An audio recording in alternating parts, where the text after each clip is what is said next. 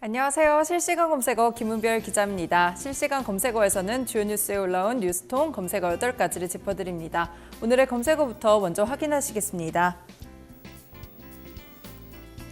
오전에는 이렇게 8가지 검색어가 올라와 있는데요. 8위에 황교안 합장 올라와 있습니다. 이 황교안 자유한국당 대표가 지난 12일 이 석가탄신 부처님 오신 날에 이 봉축 법요식에 참석을 했는데요. 기독교인 황 대표가 홀로 합장과 반배를 거부하며 비판 여론이 일고 있습니다. 7위에는 한국전력 올라와 있는데요. 기사 함께 살펴보시겠습니다.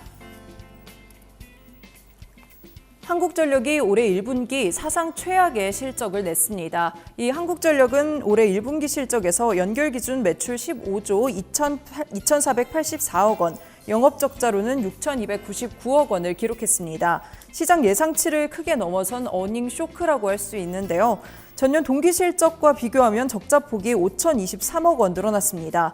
부채마저 늘고 있습니다. 이 한전의 부실한 실적은 정부의 탈원전 정책에 직격탄을 맞고 있다는 분석이 나오는데요. 이런 가운데 한전은 전년 동계 혹한 대비 기온 상승과 평창 동계올림픽 기저효과로 인한 판매량 감소를 원인으로 봤습니다. 6위에는 부산 시내버스 올라와 있습니다. 오늘 전국에서 버스 파업이 예고됐지만 다행히 노사가 합의에 성공을 하면서 이 교통 대란은 없었는데요. 특히 이 부산 시내버스 노사는 전날 협상 결렬을 발표하기도 했습니다. 그런데 이 새벽 5시께 협상에 성공했습니다. 5위에는 코오롱 생명과학 올라와 있는데요. 잠시 후 1위 코오롱 티슈즘과 함께 보시겠습니다. 4위에는 이춘희 세종시장 올라와 있습니다. 지난 2월 환경부 4대강 조사평가기획위원회가 이 세종보 해체를 권고했는데요. 이춘희 세종시장은 이 보해체에 대한 찬반 양론이 굉장히 이렇게 팽팽하다면서 이 반대 입장을 밝혔습니다. 그런데 이 한겨레 단독 보도에 따르면 이 시장은 이를 뒷받침할 만한 여론조사를 하지 않은 것으로 드러났습니다. 3위에는 이종명 의원 올라와 있습니다. 기사 함께 보시죠. 지난 2월 5.18 광주 민주화운동을 북한군 개입 폭동이라고 발언해 자유한국당 징계위원회에 회부된 이종명 의원에 대한 이 영웅 조작설 의혹이 제기된 것을 두고 군 당국은 추가 확인이 필요하다고 밝혔습니다.